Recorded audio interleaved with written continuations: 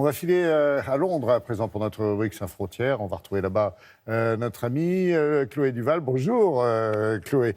On parle bien sûr énormément de Brexit, mais ce n'est pas le sujet du jour. Non, aujourd'hui vous avez choisi de nous parler de la Tamise et de ces berges qui n'abritent pas que des déchets, me dites-vous. Oui, c'est ça. Alors c'est vrai qu'on est habitué à voir ces images de rives souillées par des déchets en tout genre. C'est le cas à Paris avec les bords de Seine. Mais la Tamise, je vais peut-être vous surprendre, abrite aussi des trésors du passé. Alors la Tamise traverse Londres, mais elle est longue de 340 km. Ça fait du chemin, mais ça ne fait pas peur à ceux qu'on appelle les fouilleurs de boue. Qui sont-ils? De quoi s'agit-il? Laura Calmus va vous faire découvrir cette drôle de pratique. C'est une chasse au trésor grandeur nature et un retour vers le passé. Sur les berges de la Tamise à Londres, des objets enfouis dans la boue, qui passent souvent inaperçus, retrouvent un sens, une vie, grâce à cette mudlark, comprenez fouilleuse de boue.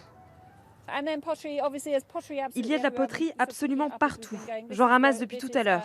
Ça date du Moyen-Âge. Ça se voit à leur couleur verte. Trouver l'introuvable dans la boue est une pratique qui date de l'époque victorienne. Au XVIIIe siècle, les enfants les plus démunis passaient leur journée à chercher des objets dans l'espoir de les revendre. Aujourd'hui, être mudlark passionne les férus d'histoire. Cette pièce tordue est un gage d'amour. Quelqu'un tordait la pièce comme ça, l'a donnée à sa promise ou son promis, et c'était un symbole d'amour et d'affection. Pour moi, il ne s'agit pas de trouver des objets de valeur, mais simplement d'avoir la sensation d'être la première personne à les trouver. Aujourd'hui, la pratique est très réglementée. Les objets avec un intérêt archéologique sont déclarés. D'autres sont présentés dans ce musée et font partie d'une exposition sur les secrets de la Tamise. La Tamise est le plus long site archéologique de la ville, mais elle est aussi vulnérable et fragile. Et les mudlarks font un excellent travail pour recenser et aider à sauvegarder les informations que la rivière abrite. La Tamise traverse Londres. Elle a également traversé les siècles, récoltant sur son passage des milliers d'objets, témoins des vies et des travaux du passé. Si j'ai bien compris, Chloé, ce sont quelques passionnés d'histoire, d'archéologie entre autres, et de Tamise aussi, qui ont lancé cette tradition.